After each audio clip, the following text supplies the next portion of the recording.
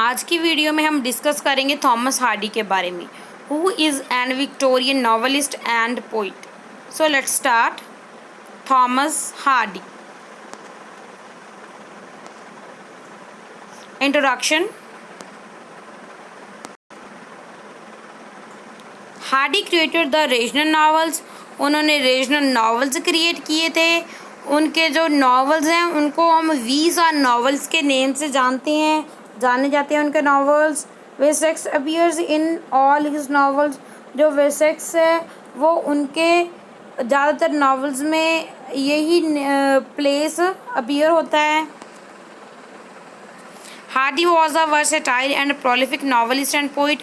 वो एक नॉवलिस्ट और एक पोइट थे। उनके जो नॉवेल्स हैं उनमें हमें विजन ऑफ लाइफ देखने को मिलता है, जैसे पेसिमिज्म देखने को मिलता है हमें उनके वर्क्स में। ट्विलाइट व्यू ऑफ लाइफ देखने को मिलता है। फैटलिज्म देखने को मिलता है। एथिक्सम एंड एवोल्यूशनरी मेलियोरिज्म देखने को मिलता है उनके वर्क्स में। लाइफ के बारे में देखते हैं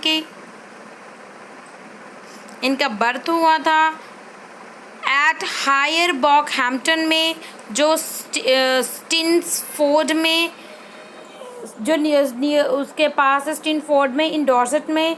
और 2 जून 1840 में इनका बर्थ हुआ था।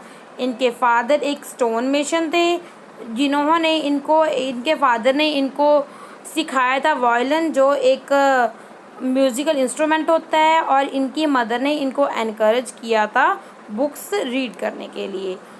Hardy join school in Dorchester. उन्होंने स्कूल ज्वाइन किया था डोरचेस्टर में at the age of 16। Appreciated to a John Herrick a local architect. तो 16 की एज में इनको अप्रिशिएटेड किया था जॉन हैरिक्स, जो एक लोकल आर्किटेक्ट थे। एंड 1862 में वो लंदन में चले गए थे और उन्होंने वर्कड किया था एक आर्किटेक्ट के लिए, आर्थर ब्लूमफील्ड के लिए। तो हार्डी को लव हो गया था एक गर्ल के साथ, उनका नाम था ट्राइफेना स्पार्क्स, मगर उन्होंने मैरिज किनके साथ की थी? एमा गिलफोर्ड के साथ। जो एमा गिलफोर्ड है उनकी डेथ हो गई थी 1912 में। तो उन्होंने Hardy married a charming and sympathetic lady. Then फिर उन्होंने री मैरिज की, सेकंड मैरिज की फ्लोरेंस एम्बली डेल के साथ 1914 after death of his wife.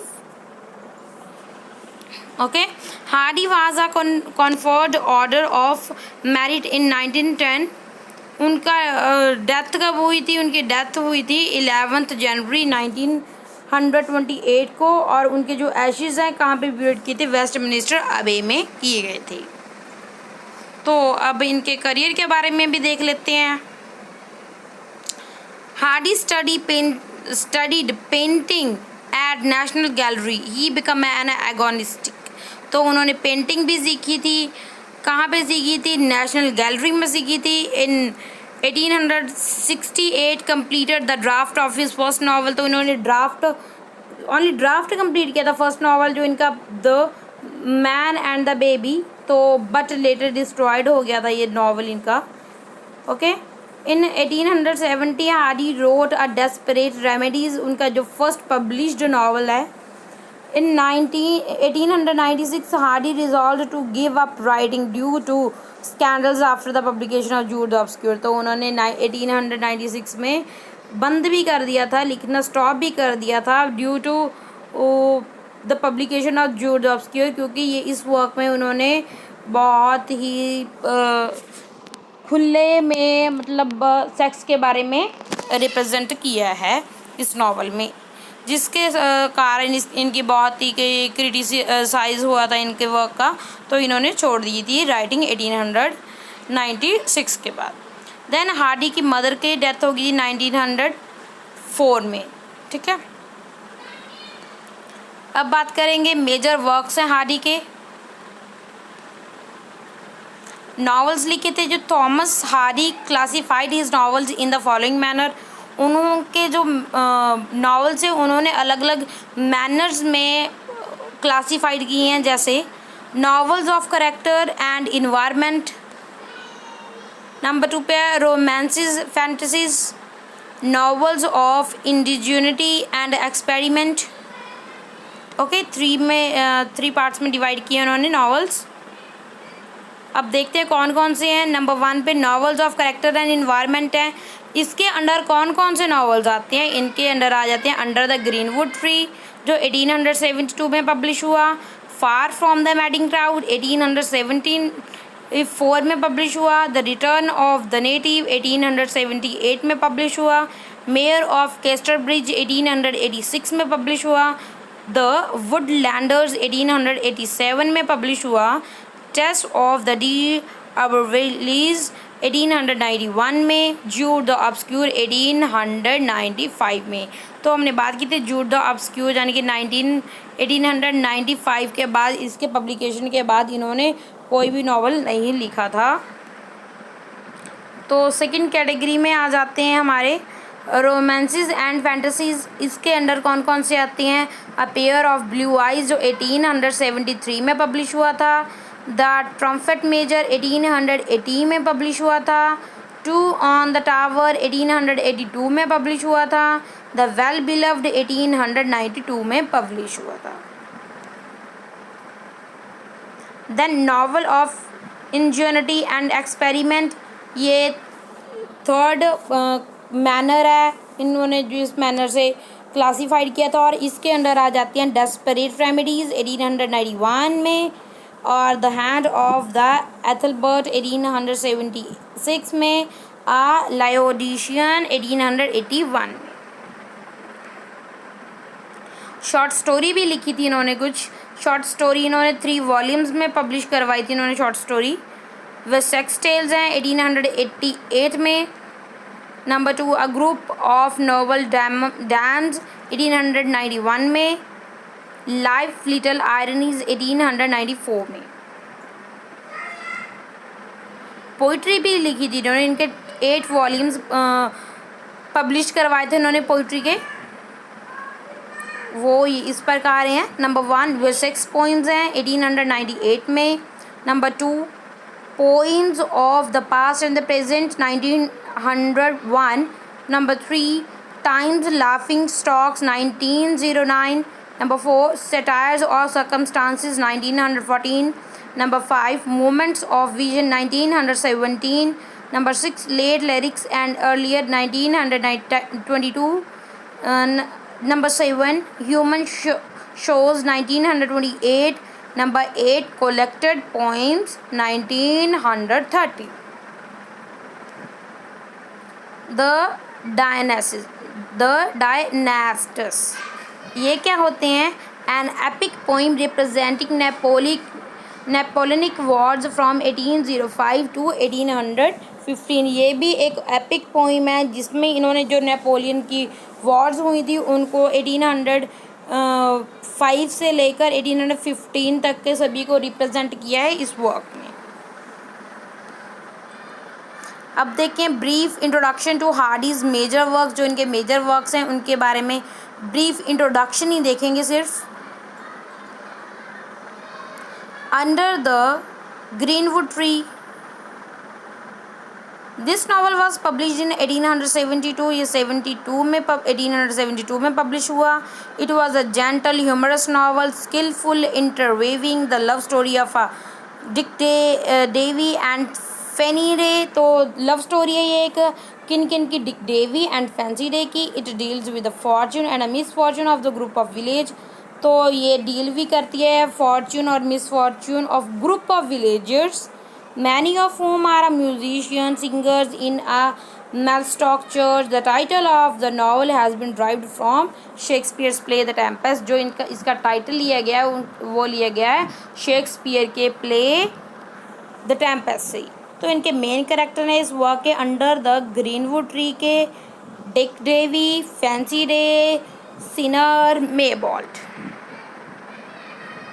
Next work है इनका far from the madding crowd. This novel was published in 1874 में publish हुआ। The title is quotation from a Gray's elegy written in a country Georgia. Gray ने एक elegy लिखी थी elegy written in a country churchyard, उनसे ये उस quotation से ही इन्होंने ये टाइटल लिया है। The novel presents a patient and a generous love with a unscrupulous passion. The shepherds Gabriel Oak serves the young and a spirited Bathsheba, a virgin, owner of the farm, with the unselfish devotion. After a long claim of a misfortune, Bathsheba is married to a Gabriel at last. तो ये भी एक बहुत अच्छी story है, novel है। इसके main character हैं गैब्रिएट ओक और है Bathsheba, Troy Boldwood, Fanny Robin. Return to the native, ये भी एक नावल है जो पब्लिश हुआ 1878 में। The scene of the novel is a sombre Ogden Heath. The central character of the novel, Dorman Wilday, once an engineer but now an publication dallies between the two women by whom he is loved, the gentle Thompson Yeobright and the wild capricious Ostakia. तो इनके main character देख लेते हैं इस work के। Daemon वाइल्डेव जो main character है, Thomas यूब्राइट, तो ये टू वुमेंस के नेम हैं जिनके बीच में ये बेचारा फंस जाता है। नंबर 1 पे यही है थॉमस यूब्राइट, नंबर 2 पे है यूस्टेशिया यू, दैन और भी कैरेक्टर जैसे Diggory, Venn and Clym. The mayor of the Casterbridge, ये भी एक बहुत फेमस वर्क है, ये भी एक नावल है। The novel is a story of a character, तो एक करेक्टर की स्टोरी है जो ये नावल है, पब्लिश होता है 1886 में। माइकल हैंचार्ड की स्टोरी है। Gets drunk at a fair and a sole his wife, जो अपनी इतना ज़्यादा शराबी हो जाता है, ड्रंकार्ड हो जाता है, वो अपनी वाइफ और बच्चों को, 5 बच्चे हैं इनके, चाइल्ड बच्चे हैं, उनको सिर्फ 5 गुनियंस के लिए बेच देता है। ठीक है। Even somber again, he was not to touch the wine again. He met his wife and daughter again after 18 years. तो अब 18 साल बाद ये फिर दोबारा अपनी वाइफ और बेटी को मिलता है, ये दिखाया गया है स्टोरी में। Later on a series of a hardship is a faced by a Henchard the mayor of कैटरल, कैसे उन्होंने क्या हार्डशिप का सामना किया, इसके बाद वो सभी इसमें दिखाया गया इस नावल में। मेन कैरेक्टर है Henchard, Newson, Susan, Elizabeth, Donald Farfrae. Next is Jude the Obscure. This is the last novel of Thomas Hardy. This novel was originated printed in Harper's New Monthly Magazine in 1894.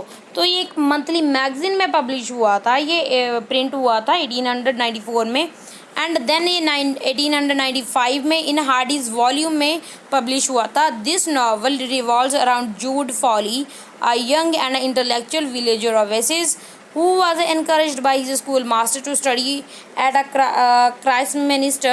He was trapped into the marriage by Arabella Dunn. तो ये जूड नाम का जो लड़का होता है बहुत ही भोला होता है, तो ये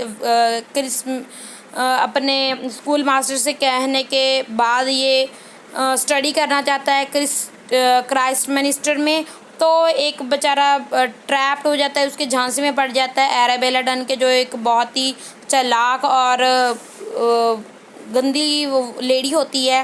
ठीक है। After some time he was detested by her, तो उसको छोड़कर चली जाती है। Later on he is engaged with another lady Sue Bridehead, तो फिर उसके बाद ये एंगेज हो जाते हैं जो सू ब्राइडहेड के साथ।